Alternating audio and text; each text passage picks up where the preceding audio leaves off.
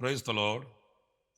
ప్రభు అయిన యేసు క్రీస్తు ప్రశస్త నామంలో మీ అందరికీ హోసన్నా మినిస్ట్రీస్ తరపున హృదయపూర్వకమైన వందనాలు తెలియపరుస్తున్నాను. ప్రభు మిమ్మల్ని ఆశీర్వదించి దీవించునుగాక. ప్రియులారా, మీరు ఆధ్యాత్మికంగా ఎదుగుతున్నందుకు, ఈ సందేశాల ద్వారా ప్రభువుకు చేరువవుతున్నందుకు, అనుదినము ఆసక్తి చూపిస్తున్నందుకు నేను మిమ్మల్ని అభినందిస్తున్నాను. ప్రభు ఇంకను మిమ్మల్ని దీవించాలని ప్రార్థిస్తున్నాను. ఈ పూట పరిశుద్ధ గ్రంథంలో నుంచి యెషయా గ్రంథం 41వ అధ్యాయం 10వ వాక్యాన్ని నేను మీకు చదివి వినిపిస్తాను. నీవు నా దాసుడువనియు నేను నిన్ను ఉపేక్షింపక ఏర్పరచుకుంటుననియు నేను నీతో చెప్పి ఉన్నాను. నీకు తోడై ఉన్నాను, భయపడకుము. నేను నీ దేవుడినై ఉన్నాను, దిగులు పడకుము. నేను నిన్ను బలపరుతును, నీకు సహాయము చేయవాడును నేనే. నీతియను నా దక్షిణ హస్తముతో నిన్ను ఆదుకొందును. ఈ వాగ్దానం ఎంతో శ్రేష్టమైనది. ఒక వ్యక్తికి ఎంత భరోసా ఇవ్వాలనో అంత ధైర్యము, స్థైర్యము దేవుడు ఈ వాక్యంలో మనకు కలుగు చేస్తాడు. ఆయన మనతో ముచ్చటిస్తాడు. పురులారా, సర్వశక్తి కలిగిన దేవుడే మనకు తోడై ఉన్నాను అని అంటే ఇక అంతకు మించిన ధైర్యం మరొకటి లేదని నా సదభిప్రాయం. ఎవరో మనుషులు మనకు ఉండొచ్చు, అధికారులు ఉండొచ్చు, బలవంతులు ఉండొచ్చు, భాగ్యవంతులు ఉండొచ్చు. అసలు సర్వసృష్టికి ఆధారభూతుడైన ప్రభువే నేను మీకు తోడై ఉన్నాను, భయపడకుడి అన్నాడు అని అంటే ఇక మనం వేరే విధంగా ఆలోచించాల్సిన అవసరం లేదు. వేరే ఆధారాల కొరకు అరుడు చాచవలసిన అవసరమే మనకు ఉండదనేది మనం ఈ వాక్యంలో నేర్చుకోవాలి. ఇందులో ప్రాముఖ్యంగా నేను మీతో ఓ చక్కటి మాట నేను మీకు జ్ఞాపకం చేస్తాను. నిన్ను బలపరుతును అనే మాట ఒక్కసారి మనం ఆలోచించినప్పుడు మనం ఏనాటికి ఆనాడు బలపరచబడవలసిన వారమే. ఎందుకంటే మనకు దేవుని బలము కావాలి, దేవుని శక్తి కావాలి. ఆయన మనల్ని చేయిపట్టి నడిపించాలి, చేయిపట్టి లేవనెత్తాలి. ఆయన అభయహస్తం, నీతి అను ఆయన దక్షిణ హస్తం ప్రతినిత్యము మనకు తోడుగా ఉండాలి. మనం ఎప్పుడు బలవంతులం అని మనం మోసపోకూడదు.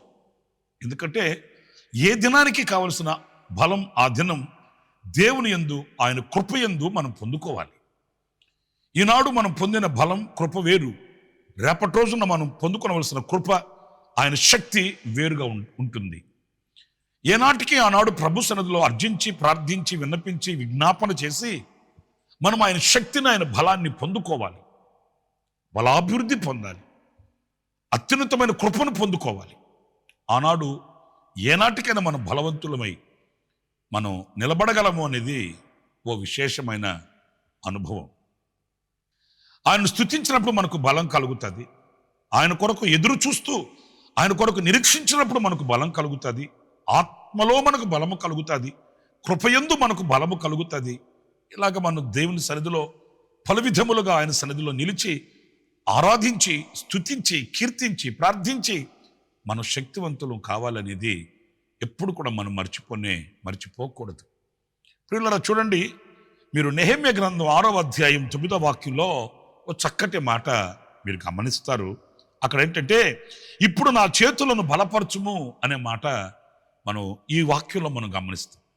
ఎందుకు చేతులను బలపరచాలి అని అంటే, చేయవలసిన కార్యక్రమం, కర్తవ్యం చాలా ఉంది.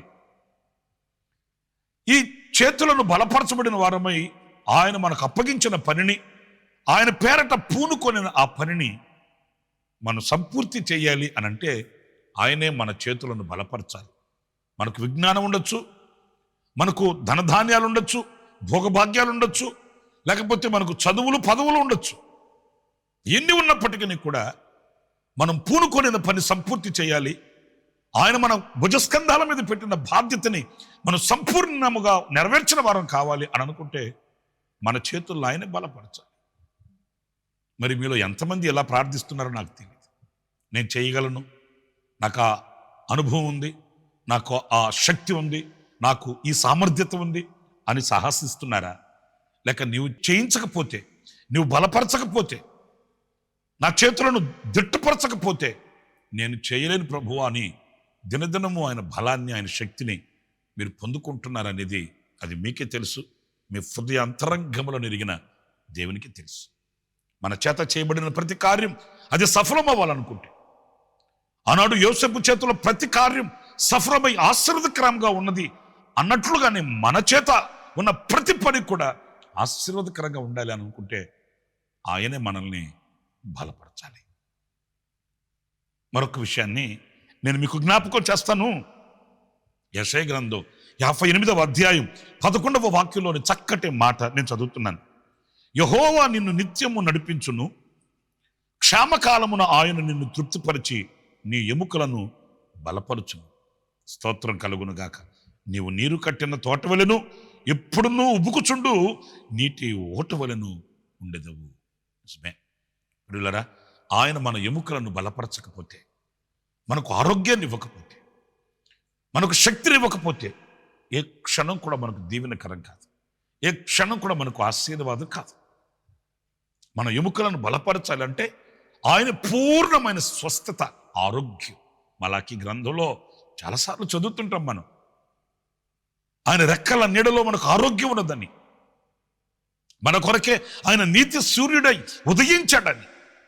నిజమే, లోకంలో ఈ రోజున బహుభయంకరమైన పరిస్థితులు మనం చూస్తున్నామండి.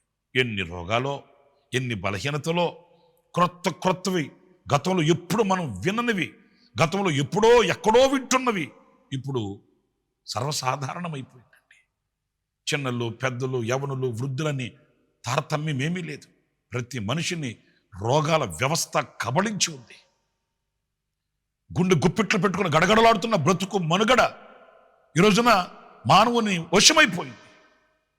ఇలాంటి పరిస్థితుల్లో ఆరోగ్యాన్ని ఇచ్చి, క్షేమాన్ని ఇచ్చి, దీవెన కలిగించి, ఆయుష్ను పొడిగించగలిగిన జీవన దాత, ఆరోగ్య ప్రదాత ఒకే ఒక్కడు.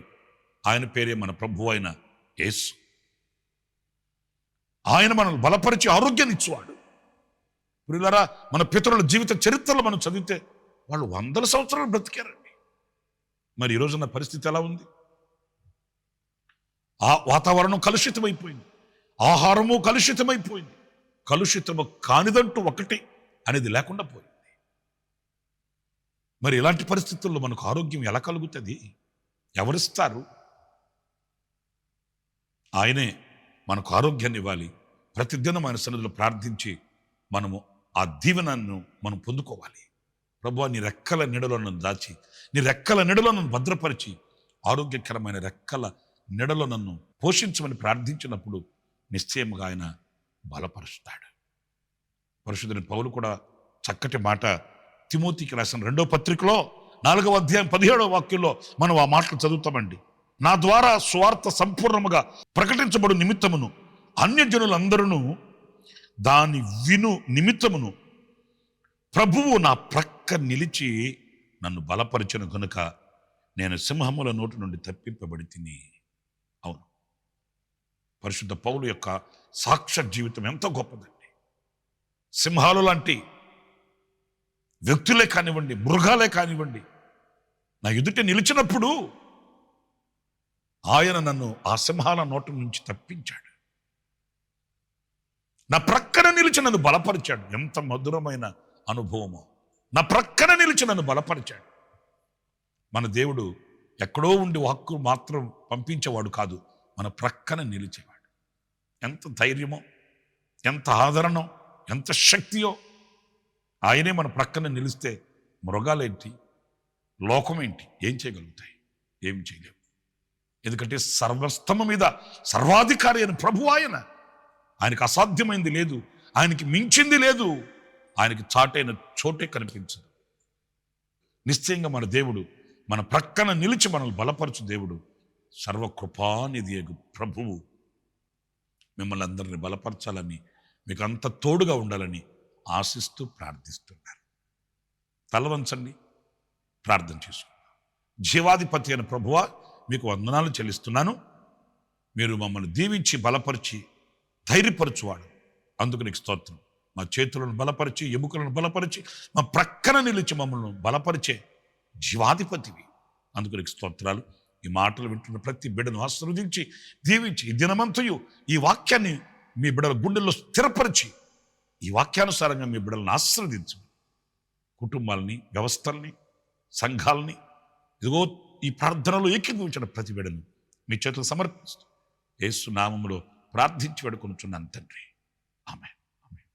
ప్రభు మిమ్మల్ని ఆశీర్వదించి దీవించుగాక. ఈ దినమంతా విశేషమైన కృప నా దేవుడు సమృద్ధిగా మీకు అనుగ్రహించుగాక. ఆమేన్.